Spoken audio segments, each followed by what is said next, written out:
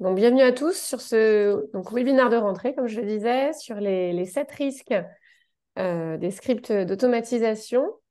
Il va être animé par José da Silva, qui est notre VP IMIA Stratégie, Market Stratégie chez SMA Technologies.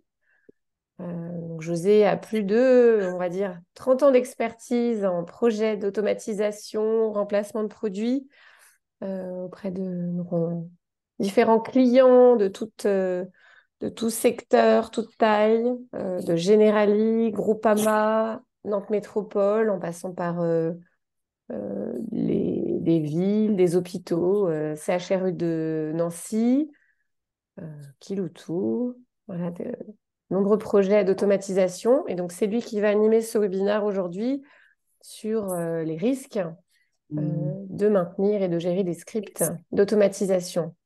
Voilà, je laisse la parole à José. Du coup, je pense que tout le monde est arrivé. Et, Bien, merci Laetitia.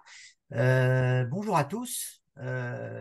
Aujourd'hui, j'ai pris le thème des scripts parce que c'est un thème qui est un sujet important finalement et qui mérite d'avoir un peu d'attention.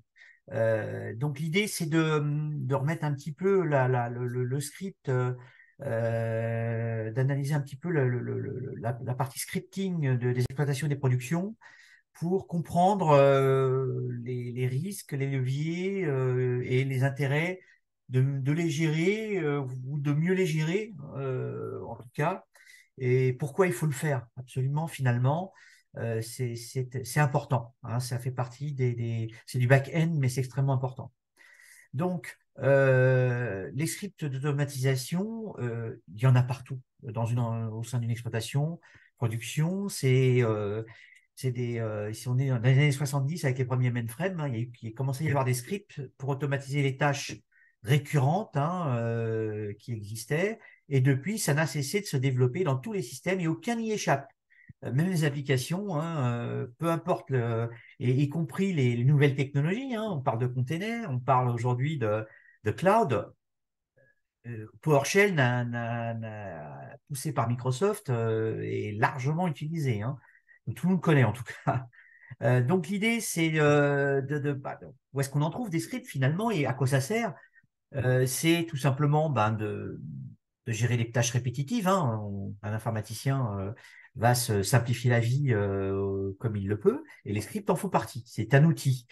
Donc on va pouvoir aussi le trouver dans des choses plus évoluées, comme les interfaces entre différents systèmes, hein, des fois pour synchroniser des opérations, des process entre des systèmes différents, hein.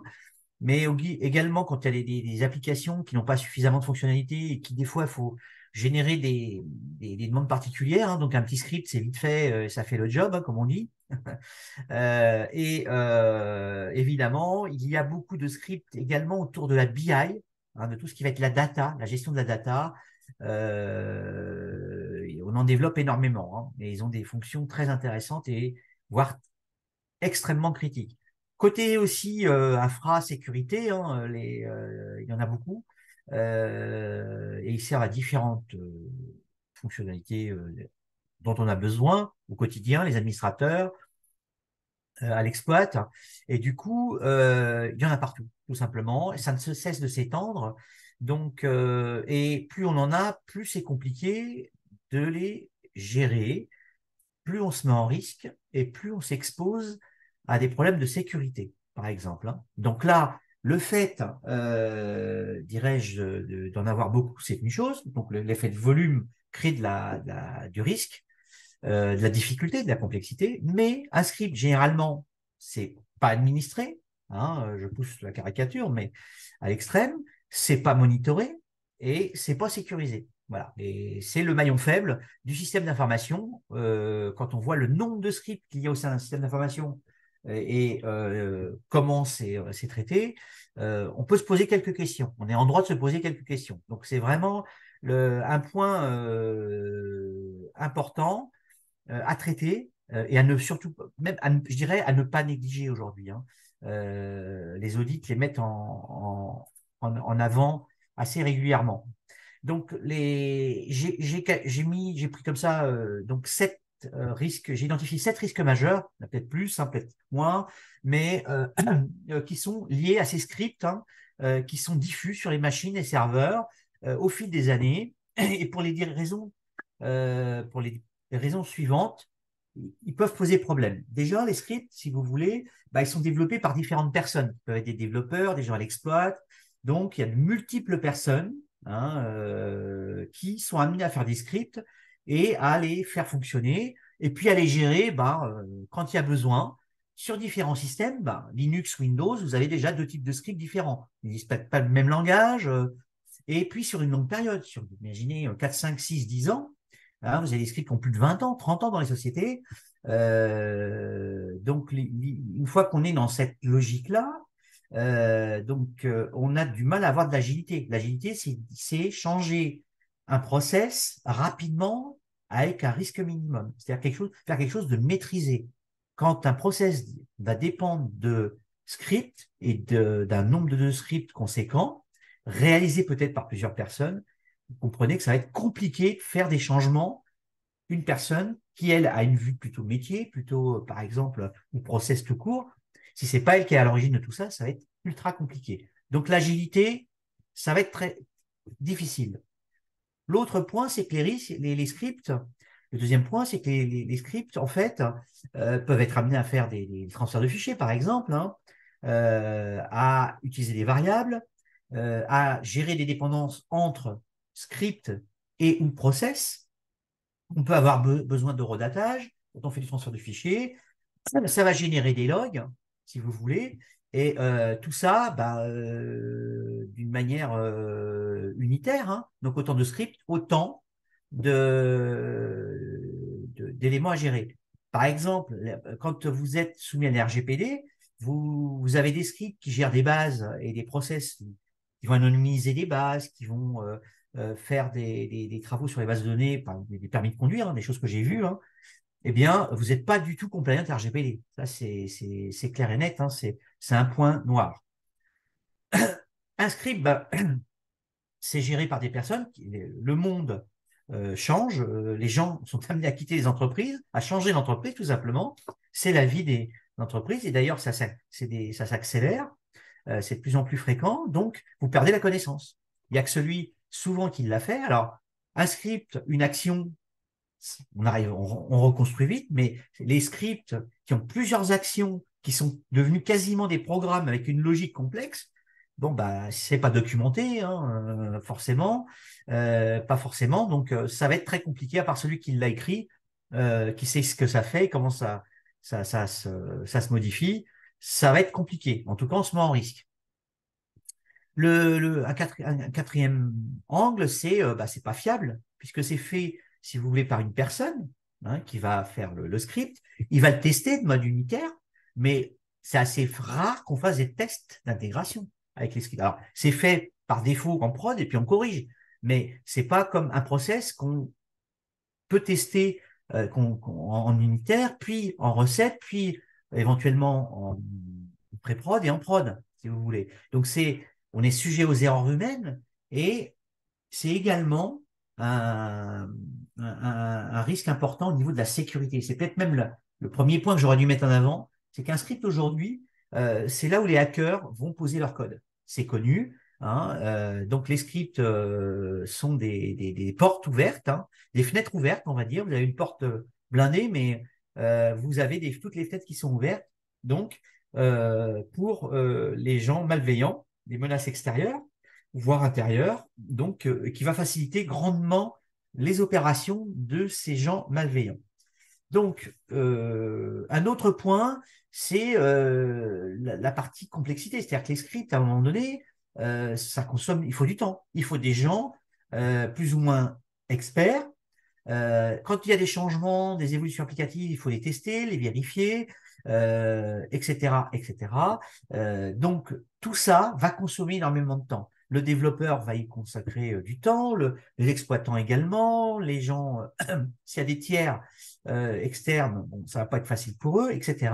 Donc, aujourd'hui, on a une étude a mis en lumière que, en gros, 15% des personnes IT, quasiment toutes fonctions confondues, ça leur consomme 15% du temps. Donc, ça veut dire plusieurs semaines par an.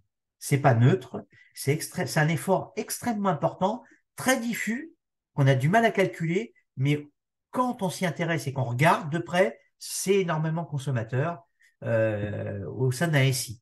Hein. Ah, ils sont essentiels, hein, bien entendu, mais c'est pas simple et c'est coûteux en temps. L'autre point, c'est quand on commence aujourd'hui, les évolutions des changements, les applications peuvent être amenées à évoluer plusieurs fois par semaine, hein, voire par jour. Le piping, hein, le CICD, hein, typiquement.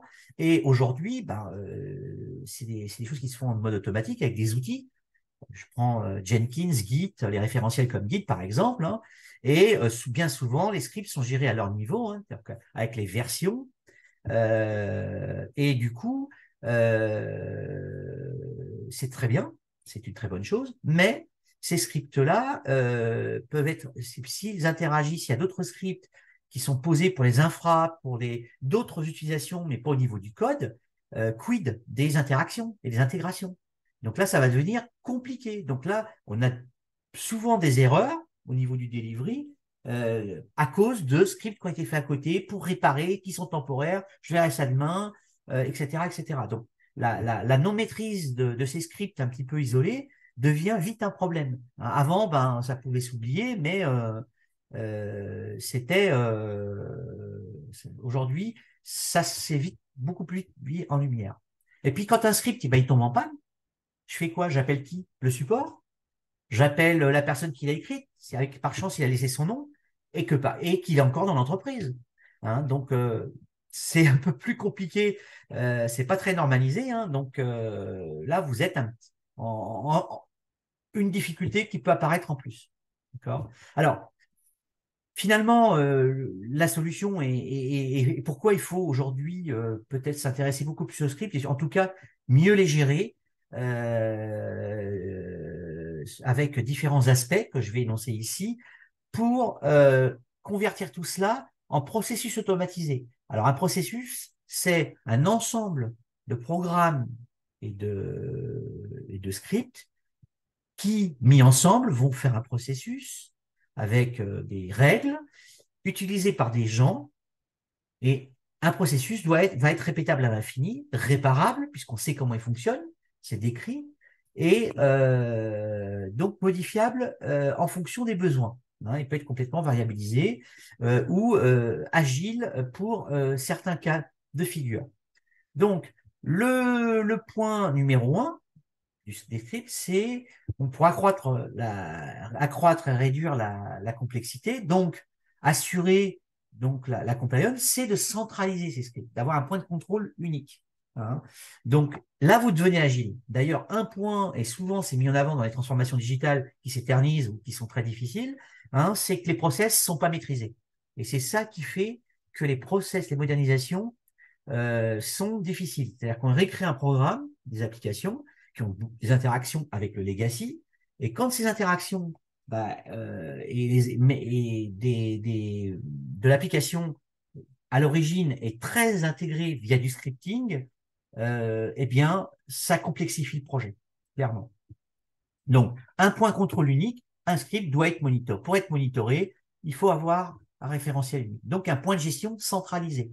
Hein, je sais où est mon script, il a une version, il a un standard d'écriture, et on va pouvoir ainsi faire de l'orchestration totale et agnostique. C'est-à-dire que je ne vais pas avoir une gestion différente et une personne différente si c'est un script plutôt Unix ou un script plutôt sur Windows, par exemple. Hein. Et on va pouvoir ainsi intégrer une gestion de changement, hein, de fait de centraliser les scripts. C'est-à-dire qu'on va pouvoir être beaucoup plus agile, s'intégrer avec des outils comme Git, par exemple, hein, pour gérer les scripts. Et évidemment, on va accroître la rétention. Alors, quand je dis accroître la rétention des talents, les développeurs, c'est eux qui sont à l'origine des scripts, souvent, mais pas que, hein, bien entendu. Et vous interrogez tous les développeurs, si vous voulez, au début, bah, il le fait parce que déjà, pourquoi il le fait? Pour répondre à un besoin qui n'est pas couvert par des outils à l'informatique. Donc, il a fait un script. Il l'a livré, mais quand il y a des problèmes, s'il l'a écrit, s'il est un peu compliqué, ça revient toujours chez lui. Donc, à un moment donné, à force d'être embêté réveiller la nuit éventuellement pour réparer ses erreurs, il va en avoir marre. Donc, il veut se concentrer sur son code. Aujourd'hui, on lui demande de coder essentiellement. On n'a pas assez de développeurs, donc il faut vraiment le détacher de cette mission-là, hein. Et évidemment, la qualité perçue va être immédiate et très forte dans certains cas. Parce que souvent, bah, vous connaissez le fameux appel de Monsieur Jacques, hein, et bah, Monsieur Jacques, il est en vacances, on l'a croisé dans le couloir, il partait, il était tout heureux. Ah, on a encore des problèmes, comme la dernière fois, si on a un problème, Jacques n'est pas là, on va faire comment? Ben oui, parce que Jacques, quand on l'appelle, il répare, hein. Et pourquoi il n'y a que lui qui répare? Parce qu'en fait, il va bidouiller dans son script pour relancer le script qu'il a verrouillé, parce que faut pas lancer la paye deux fois, hein, par exemple, hein. Je dis un exemple, hein. Et voilà, donc c'est avec le type de problème que l'on rencontre quand il y a des scripts vraiment propriétaires et gérés par des entités uniques, donc des points de rupture identifiés. Alors, le fait de sortir du scripting, hein, et de passer de les gérer, c'est de rentrer dans des plateformes d'automatisation, par exemple, hein, qui font du low-code aujourd'hui et qui vont faire disparaître un grand nombre de scripts. Je vais vous donner un exemple tout bête. File copy, c'est plus un script qu'on écrit, ça existe, c'est des fonctions directes et qui sont le file copy. Vous changez de version de votre Windows, vous montez l'application de Windows 2016 à 2019 voire plus, et c'est plus votre problème de savoir si c'est compatible ou pas. Hein, ça marche. C'est mis géré par la plateforme. Donc, on va assurer l'évolution beaucoup plus simplement par rapport aux nouvelles technologies qui vont arriver, qui vont très très vite, hein. Aujourd'hui, combien de fois j'ai des scripts, ils arrivent, on met des containers, ah ben ça marche plus, il faut modifier, bah oui, c'est plus comme ça que ça marche. Donc comment on fait? On cherche des outils, enfin voilà, c'est pas toujours très simple, hein. J'en conviens, hein. Et puis du support, c'est-à-dire qu'aujourd'hui, il faut que ça marche. La rupture d'une prod, bah, c'est critique, de plus en plus compliqué à gérer. Donc, il ne faut pas être dépendant de quelques scripts qu'on fait par quelques personnes. Voilà. Donc, on peut rentrer dans l'automatisation vous amène, par exemple, une flexibilité tout néanmoins en gardant la personnalisation possible qui est un script. On peut aller toujours garder cette possibilité-là, mais on est dans un cadre, on est dans des fonctionnalités intégrées et on peut gérer les particularités. Les variables, c'est beaucoup plus simple à gérer. Quand on sait passer donc d'un traitement à l'autre, une variable, c'est natif dans une solution d'automatisation, par exemple. Hein, qu'il faut coder dans un script, typiquement. Hein. Alors, une plateforme d'automatisation, par exemple, bah, ça va vous amener toutes ces facilités qu'on vient d'évoquer ensemble, hein, mais pas que. C'est-à-dire qu'aujourd'hui, elle est une solution d'automatisation qui est un ordonnanceur à l'origine, une plateforme, on va dire, et qui a intégré un grand nombre de modules, les alertes, l'APIisation, même la RPA aujourd'hui, hein, très clairement, va vous permettre de gérer et centraliser ces scripts très simplement en les versionnant, évidemment, pour ne plus les laisser résidents sur vos serveurs. Ils vont être envoyés à la volée, mais pas que. Par exemple, vous avez la possibilité donc de gérer les SLA, un script, quand c'est un process, c'est un job, hein, en fait, au final, ben, il y a une heure limite de démarrage, une durée maximum, etc., etc. Ça va être complètement géré par la plateforme. Faire de l'intégration et créer des tickets automatiquement en cas de plantage, hein, par exemple. Il y a une chose qui n'est pas dite, mais que je n'ai pas écrite, mais par exemple, un script ne génère pas d'output. Vous verrez, quand vous gérez vous-même votre script, le code de sortie, à vous de le gérer. Quand vous le mettez dans donc une plateforme, par défaut, il sort -1, c'est OK, 0, KO. Ça, il n'y a rien à faire pour ça. Et après, on peut même aller faire des intégrations de gestion de code de sortie extrêmement pointues. Si j'ai ça dans la log, je sors à -2 et je fais ça, etc., etc. Donc on peut aller beaucoup plus loin qu'en mode script non géré, on va dire. Et puis également les puits de log. Aujourd'hui, les puits de log deviennent une norme, donc d'aller mettre toutes ces normes, tous ces logs dans un puits.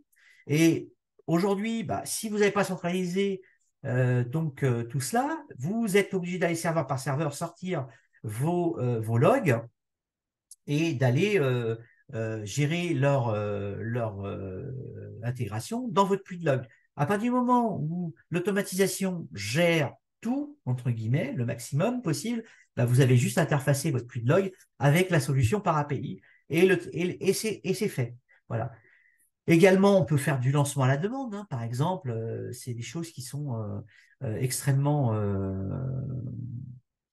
répandues aujourd'hui, hein, par les portails self-service. Et là, chose quasiment possible avec un script qui est isolé, hein, bien entendu. Il y a bien d'autres possibilités. J'en évoque une, par exemple, c'est qui me vient à l'esprit, c'est j'ai fait de nombreux remplacements de produits existants, des ordonnanceurs, hein, pour ne pas les citer, et quels qu'ils soient d'ailleurs, et qui n'avaient pas de centralisation de script, hein. Donc, quand vous avez, vous, la centralisation des scripts, ça simplifie les projets de reprise, mais d'une manière sensible et qui simplifie, sécurise les projets. Ça, c'est pour ça qu'on a été amené à l'ajouter il y a longtemps. On parle de ça depuis 10 ans aujourd'hui, hein, dans une plateforme d'automatisation. Les produits les plus avancés le font depuis longtemps. Et alors, le luxe du luxe, c'est l'opérateur qui plante avec le dernier script qui vient être mis en production. Et normalement, la plateforme doit autoriser à lancer la version -1 pour passer quand même, et sans avoir à toucher au serveur, avoir des droits ou appeler quelqu'un. Voilà, si c'est dans les consignes, il peut même donc lancer en régression de manière unitaire et pour une fois le script -1, -2. Donc ça, c'est le Graal. Voilà, et ça, c'est des choses qui aujourd'hui existent en standard. Voilà, hein, je pourrais en dire beaucoup plus, hein, il y aurait beaucoup à dire, mais pour l'instant, je pense que j'ai déjà dit beaucoup de choses sur le sujet. Donc, moi, Laetitia, est-ce que tu as des Merci questions, José. Oui, participants? donc il y a un petit onglet là, questions-réponses. Donc Oui, n'hésitez pas à poser vos questions. Alors pendant que tu parlais, du coup, j'ai déjà eu une question.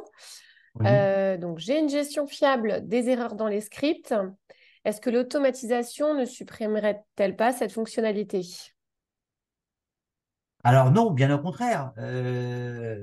C'est fiable, c'est déjà un bon point, mais on pourra faire que beaucoup plus, comme je l'ai dit avant, là. On va amener tous ces extras au moindre effort pour gérer vos scripts et voire même les simplifier. Parce qu'aujourd'hui, on a travaillé avec des spécialistes, des experts, des partenaires, hein, qui sont capables de prendre vos scripts, de les analyser et d'optimiser une production, même pour des gens aujourd'hui qui utilisent notre produit, hein. C'est des choses qu'on sait mettre en évidence grâce à des méthodos et des outils, hein, et des partenaires extrêmement pointus, hein, qui sont des spécialistes et qui peuvent vous ramener, donc mettre le doigt là où il faut encore apporter des efforts d'amélioration, hein, et de vous simplifier votre prod suite à un départ, par exemple, d'une ou deux personnes qui maîtrisaient ça beaucoup mieux que vous. Et ne cherchez pas à devenir l'expert ou à reprendre en main. Non, essayez plutôt de voir comment je peux revenir dans les standards pour que ce soit gérable par tous. Comme ça, plutôt que je verrai les choses. Merci. Donc, une autre question. Donc, remplacer les scripts demande donc beaucoup de travail. Comment le justifier auprès de ma direction? Donc, le fait d'avoir ou d'adopter une plateforme d'automatisation. Alors, il y a évidemment, quand on part de rien, et il y a encore des clients qui n'ont pas d'outils, hein, même un ordonnanceur, j'ai envie de dire, ça peut faire peur. Moi, je vais vous rassurer, c'est on a développé des outils qui sont capables d'aller chercher vos scripts dans les plateformes, de les inventorier, de les mettre dans des formats spécifiques et de les injecter dans un ordonnanceur et de créer un projet d'amélioration immédiat. Vous voyez, donc et sans que vous ayez des efforts à faire. Donc, on a mis en place toute une méthodologie, une boîte à outils, hein, un framework pour faire des reprises les moins impactantes possibles et en plus de vous emmener vers la voie de la qualité en vous amenant sur des bonnes pratiques, des standards avec un accompagnement. Et ça, je parle de quelques semaines, hein. Si vous ne me posez pas la question, mais je vous donne déjà, en quelques semaines, on a fait des projets, hein, en 3 mois, des projets avec des ROI extrêmement importants. Et puis alors après, plus on avance, plus le ROI est puissant. C'est-à-dire qu'au début, on met du gaz, beaucoup de gaz, mais très très vite, au bout d'une dizaine de jours, vous allez avoir un effet accélérateur, une fois qu'on a bien compris le modèle, enfin les différents points, ça peut aller très très vite. on s'occupe de tout. Merci. Donc c'est un projet cloud. Donc quel impact sur les scripts, sur mes scripts? Alors, le cloud, pour les expériences que j'ai, hein, puisque on commence à avoir pas mal de clients qui mettent un pied dans le cloud, il n'y a pas moins de scripts. Hein, ça, c'est la première chose. Premier constat, ça diminue pas le nombre de scripts. S'il y en a un peu moins, ils sont beaucoup plus complexes. Hein, parce que commencer à gérer des containers, par exemple, c'est beaucoup plus compliqué. Ça ressemble plus à des programmes qu'à des scripts. Hein, la fameuse règle un script, une action, c'est pas forcément évident parce qu'il y a beaucoup d'interactions. C'est un environnement lui-même qu'on doit gérer. Donc, avec ce qu'on appelle des données persistantes, hein, sans rentrer dans le détail, des côtés de données persistantes, des côtés volatiles, arrêt, démarrage. Il y a des scripts, il y a de l'infrastructure qui est mêlée à la programmation, à l'instance, etc., etc. Donc, encore plus besoin d'être aidé et de passer au low-code, aux fonctionnalités qui sont intégrées dans les produits qui permettent de gérer plus facilement les process qui vont tourner autour des technologies cloud nouvelles qui sont apportées, Docker, Kubernetes, etc. Donc comment l'orchestrateur sécurise le scripting face au hacking? Alors, l'orchestrateur, à partir du moment où on met tous ces scripts dans la base de données de la plateforme, ils sont sécurisés dans une base, ils sont versionnés. Donc, dès qu'on le modifie, on est au courant et on le verrouille. Donc, il y a des niveaux de sécurité extrêmement importants apportés par défaut. À partir du moment où on le centralise, on le met dans une base, on gère le référentiel, on versionne. Et à chaque changement, tout est audité. Donc, vous avez un contrôle absolu sur tous vos scripts à partir du moment où ils sont centralisés.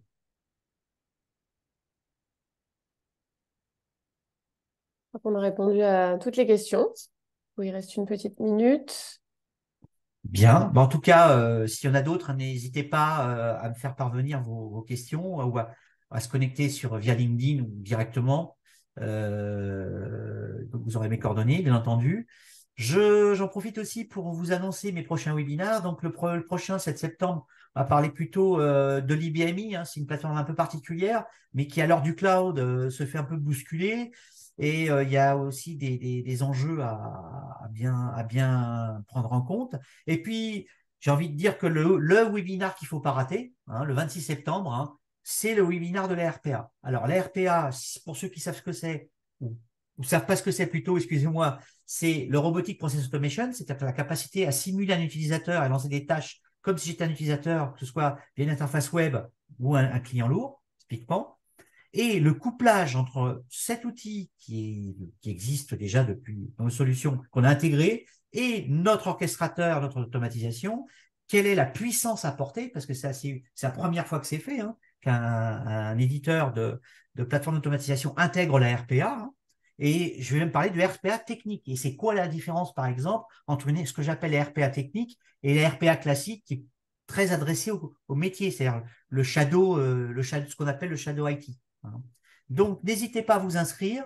Je pense que ça sera intéressant. Je vais y dire pas mal de choses nouvelles et je vais rebattre un peu les cartes de tout ça pour vous expliquer notre vision des choses et éventuellement répondre à des besoins, c'est-à-dire de votre automatisation, celle que vous n'arrivez pas à faire, c'est trop compliqué, c'est de la dette technique, mais ça va partir dans 3 ans, mais il y a encore 3 ans à vivre. Je peux peut-être résoudre mes problèmes qui disparaîtront peut-être dans 3 ans aujourd'hui. Voilà. Hein, donc, venez Merci. nombreux. Voilà, donc il est 14h pile. Donc je vous ai mis les liens dans le chat, mais je vais vous les renvoyer. Donc vous allez recevoir un email avec l'enregistrement de ce webinaire et du coup les liens pour les webinaires à venir. Merci à tous. Merci José et bon après-midi. Merci, à très bientôt.